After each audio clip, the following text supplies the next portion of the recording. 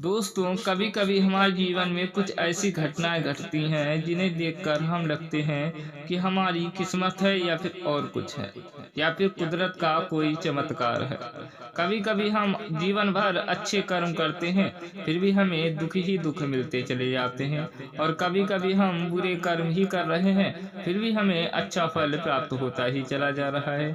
इसके पीछे का आखिर रहस्य क्या है और कारण क्या है? दोस्तों, आइए हम इसी चीज को जानने का प्रयास करते हैं।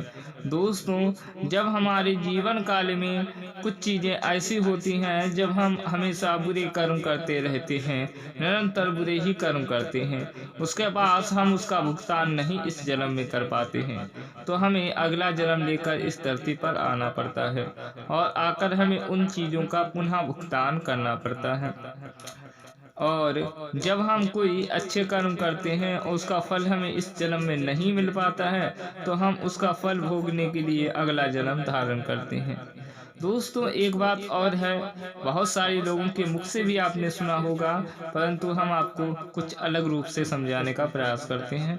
दोस्तों, जैसी रही भावना जैसी, मनुष्य जिस भाव से मृत्यु के समय जो चीज को वो सोचता है, उसे अगला जन्म उसी भांति प्राप्त होता है।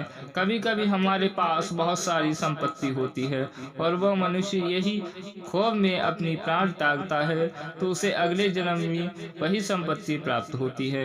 जो प्रभु का नाम जपता हुआ इस धरती से अलविदा करता है, उसे असल में भगवान प्राप्त हो जाते हैं। तो इसलिए कहत नहीं, राम नाम जापत जापत बीत गई उम्र सारी, राम राम जपते जपते बीत गई उम्र सारी, अंत समय ना निकल सका मुख से राम का नाम, अंत काल ना निकल पड़ा प्रभु का है नाम।